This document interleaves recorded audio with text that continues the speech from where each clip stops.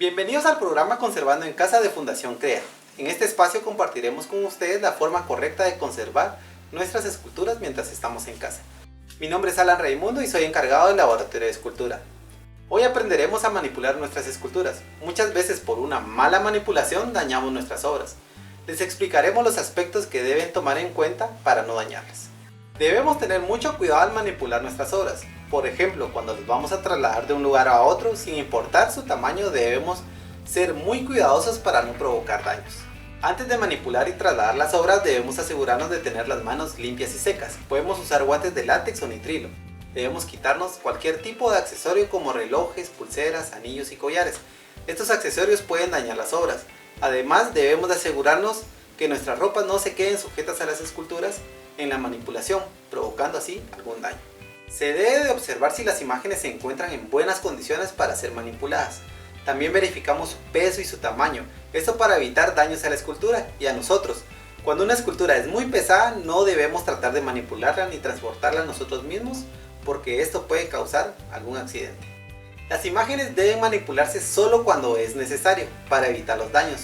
Por ejemplo, cuando vamos a limpiar la escultura, si vamos a pintar la casa, o si vamos a utilizarla en nacimientos o altares, o vamos a cambiarla de lugar o a mudarnos. Para manipular las esculturas que tenemos en casa debemos conocerlas bien, para saber cuáles son los puntos vulnerables, como la cabeza, los brazos, la nariz, el cuello o los dedos, o el ropaje que sobresale. Como pudieron ver en nuestra primera sesión, es posible que los brazos, la cabeza, las manos, las piernas o los pies hayan sido tallados en diferentes bloques y luego unidos. Por eso es importante sostener las esculturas de sus partes más estables. Por ejemplo, a un niño Dios nunca se toma de los brazos, manos, pies o cabeza. Es posible que el daño no ocurra inmediatamente, pero al no tomarlo de una parte estable pueda sufrir un accidente. Como ven, es de gran importancia que nuestras imágenes sean manipuladas de la forma correcta. Y por ello, si vamos a trasladarlas, debemos tomar en cuenta varios aspectos. Definir una ruta y despejar el paso para el traslado de nuestras esculturas, esto para reducir el riesgo de accidentes. Revisamos nuestra escultura para asegurarnos que no haya sufrido algún cambio desde la última vez que la revisamos y cuáles son las áreas más seguras para tomarla. Antes de manipular vamos a retirar los ornamentos, como la corona, el resplandor, la vara, esto para evitar el daño a los encarnados o los ensambles. No arrastrar las esculturas al moverlas cuando son de tamaño grande. Esto para evitar las vibraciones que pueden provocar que se desprendan los ensambles o vayan sufriendo pequeños daños estructurales. Lo mejor es levantarlas y llevarlas hasta el lugar que se desea. Si es muy pesada, se debe cargar entre 2 o más personas, para evitar algún accidente y dañar la escultura o lastimarlos.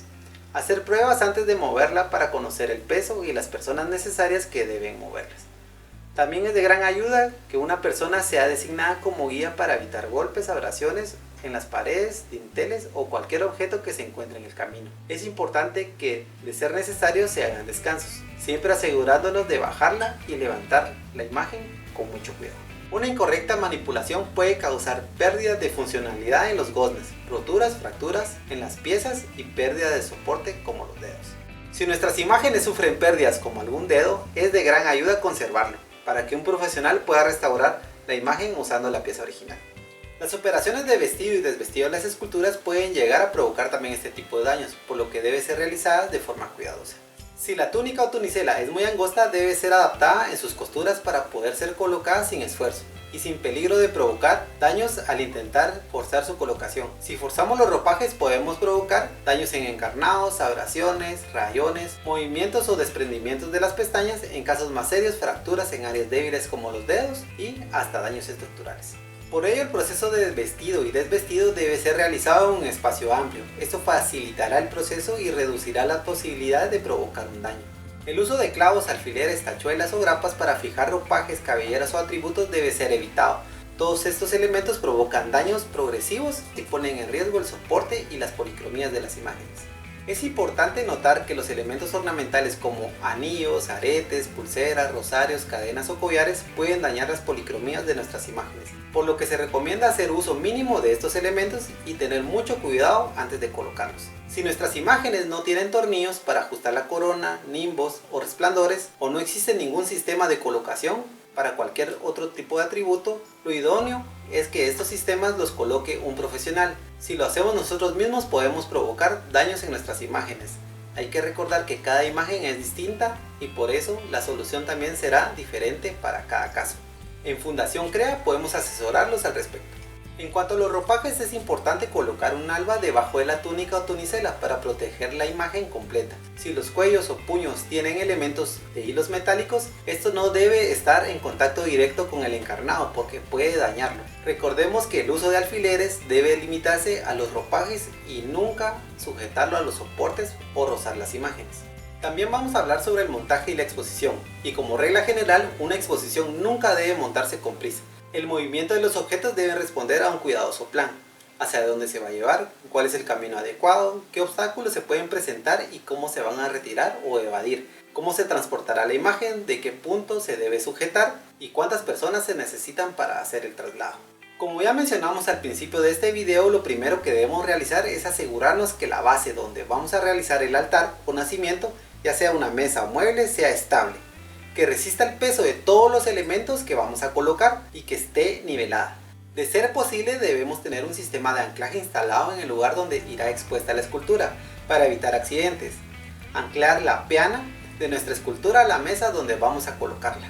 Si no se cuenta con un sistema de anclaje, tenemos que estar seguros que todas las imágenes y elementos están colocados de forma estable y segura. Si vamos a colocar bases o cajas para tener diferentes alturas, nos debemos asegurar que estos sean estables y que soporten el peso de todo lo que vamos a colocar sobre ellos. Estas bases deben ser más anchas que la peana de las imágenes o elementos que van a soportar. La luz artificial para iluminar nuestras imágenes nos presentan varios retos. Por ejemplo, la instalación eléctrica debe ser cuidadosamente verificada por un experto para evitar un peligro de incendio. Los bombillos de halógeno aumentarán la temperatura de los objetos que iluminamos. Esta temperatura es más elevada en la superficie más cercana a los bombillos y pueden llegar a producir quemaduras. Este tipo de daño es más común en imágenes expuestas en camerines. La falta de ventilación y el espacio reducido provocan que se almacenen temperaturas altas que pueden dañar nuestras esculturas.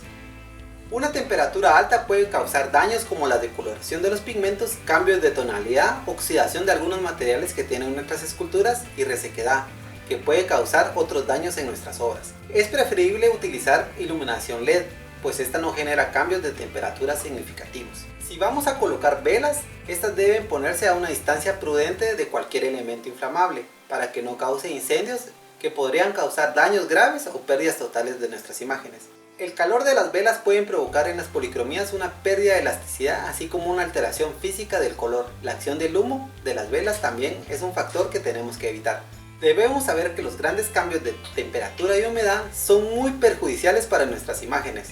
Las imágenes se conservan mejor en espacios donde la temperatura y la humedad no sufren variaciones marcadas. Por ejemplo, si una imagen conservada dentro de una habitación que es movida a un patio o jardín para colocar un altar por mucho tiempo, puede empezar a mostrar daños como deformaciones, marcaciones de ensambles y daños en la capa pictórica. Cualquier cambio debe ser pausado y controlado.